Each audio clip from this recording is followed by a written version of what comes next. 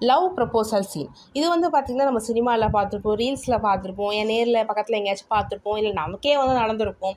அப்போல்லாம் பார்த்திங்கன்னா most of the love ப்ரப்போசல்ஸ்லாம் பார்த்திங்கன்னா பார்ட்னர் வந்து மண்டியிட்டு அப்படி ரிங்கை கையில் காமிச்சு அப்படி தானே ப்ரப்போஸ் பண்ணுவாங்க. ஏன் அந்த ஜெஸ்டர், அந்த மண்டியிட்டு ஏன் ப்ரப்போஸ் பண்ணுறாங்க? அதாவது ஒன் நீ டவுன் ப்ரப்போசல், அதுக்கு என்ன, அந்த ஜெஸ்டருக்கு என்ன அர்த்தம் அப்படின்னு பார்க்கும்போது, ஸோ இந்த ஜெஸ்டரில் ப்ரப்போஸ் பண்ணால் என்ன அர்த்தம் அப்படின்னு பார்த்தா, நான் உன்னிடம் சரணடைஞ்சிட்டேன், நான் உங்ககிட்ட சரணடைஞ்சிட்டேன், உனக்கு உண்மையாக இருப்பேன், இதுதான் வந்து அதோட மீனிங்காக. அதே மாதிரி இந்த மாதிரி மண்டிட்டு ப்ரப்போஸ் பண்ணுறது பார்த்திங்கன்னா பழைய காலத்து வீரர்களோட பழக்கமாக இது வந்து.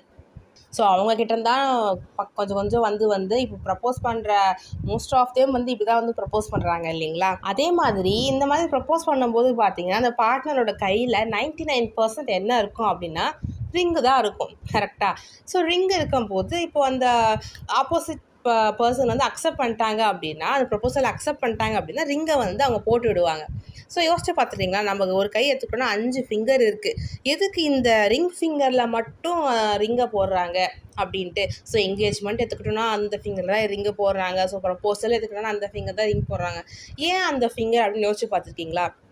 எதுக்குன்னா அந்த ரிங் ஃபிங்கர்லேருந்து ஒரு நரம்பு வந்து ஸ்ட்ரெயிட்டாக வந்து ஹார்ட்டுக்கு போதான். ஸோ அது இப்போது இல்லை, பழங்காலத்தில் வந்து மக்கள் வந்து அதை நம்பினாங்களாம். ஸோ மேபி வந்து இப்போ இந்த ரிங் அந்த ஃபிங்கரில் போட்டோம் அப்படின்னா அது எப்படி ஹார்ட் கூட கனெக்டடாக இருக்குதோ, நர்வ் எப்படி கனெக்டடாக இருக்குதோ அதே மாதிரி நானும் வந்து உங்க கூட ஹார்ட்டு கூட எப்போவுமே கனெக்டாக இருப்பேன் அப்படின்னு சொல்ல ஒரு சேயிங்காகவும் இருக்கலாம்.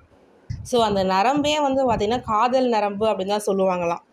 ஸோ இதனால தான் வந்து அந்த ஃபிங்கரில் வந்து ரிங் போடுறாங்க அப்படின்ற ஒரு சேயிங் வந்து இருக்குது. ஸோ நெக்ஸ்ட் வந்து ப்ரப்போசல். இப்போ வந்து பார்த்திங்கன்னா நிறைய ப்ரப்போசல் நம்ம பார்க்குறோம், நெட்டில் பார்க்குறோம். இந்த மாதிரி கூட்டத்துக்கு நடுவில் ப்ரப்போஸ் பண்ணுறது, பீச்சில் ப்ரப்போஸ் பண்ணுறது, இந்த மாதிரி பப்ளிக்காக தான் நிறைய ப்ரப்போசல்ஸ் வந்து பண்ணிகிட்ருக்காங்க. ஆனால் பெரும்பாலான மக்கள் வந்து தங்களுக்கு தனியாக அமைதியாக ஒரு இடத்துல வந்து காதலை சொல்வதையே வந்து நிறைய பேர் விரும்புவாங்களாம் அப்படின்னு வந்து சொல்கிறாங்க.